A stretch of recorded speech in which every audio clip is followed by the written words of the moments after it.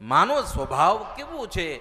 કદાચ તમે કુપુત્ર હોઈ શકો, પણ માં ક્યારેય કુમાતા નથી બનતી.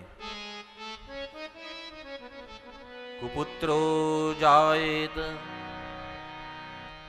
ક્વચિદપી કુમાતા ન ભવતી. માતાએ તો દુર્ગુણી પુત્રને પણ સ્વીકાર્યો છે. માતા ક્યારે કુમાતા નથી બની, પુત્ર કુપુત્ર બની શકે.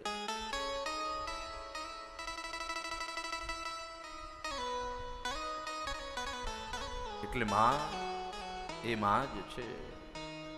અને આ જગતમાં માની કૃપા થાય ને ત્યારે જીવ મુક્ત થઈ જાય.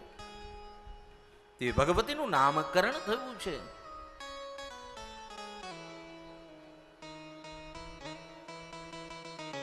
અને તે ભગવતી મોટા થવા લાગ્યા છે. ઝાંઝરીઓનો ખન ખન ખન ખન ખનકાર મહેલમાં ગુંજી રહ્યો છે. નિત્ય ગામના લોકો નગરની અંદર જે નગાધિરાજનો રાજ્ય છે એમાં આ ભગવતીના દર્શન માટે નિત્ય ઝરૂખામાં જોવે ને માં આવે અને દર્શન આપે. હે માં દર્શન દ્યો, માં દર્શન દ્યો. અને ભગવતી ઝરૂખામાં આવીને ભક્તોને એક નજર માડી લે અને એ દર્શન પ્રગટ થાય. માં ભગવતી મોટા થયા છે. મહેલની અંદર એવો તેજ ફેલાઈ ગયો, એવો આનંદ સોર બકોર થવા લાગ્યો. અને એ આનંદના કારણે આ મહેલની દરેક સમૃદ્ધિઓ જાગૃત થઈ છે.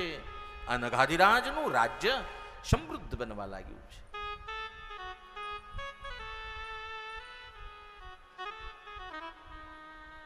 અને ભગવતી પાર્વતીને એક વખત તપની ઈચ્છા થઈ, પણ મેનાએ આ તપ કરવા માટે આજ્ઞા ન આપી. પાર્વતીએ પૂછ્યું કે માં હું તપ કરું, અને તે વખતે ઉદ્ગાર નીકળ્યો ઉમા. અને એ ઉદ્ગાર જ માનું નામ બની ગયું અને એ ઉમા બન્યા. આજે ઉમિયા બેઠા છે ઊંઝામાં, એ પાર્વતીનું જ સ્વરૂપ છે. જાઓ ઊંઝાની અંદર ખબર પડે ભગવતી જગદંબા ઉમા બેઠા, ઉમિયા સ્વરૂપા.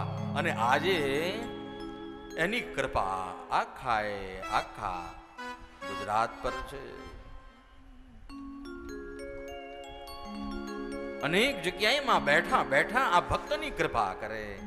કોઈ અનેક નામોથી, વિવિધ નામોથી માના ઉપાસના આરાધનાઓ થાય.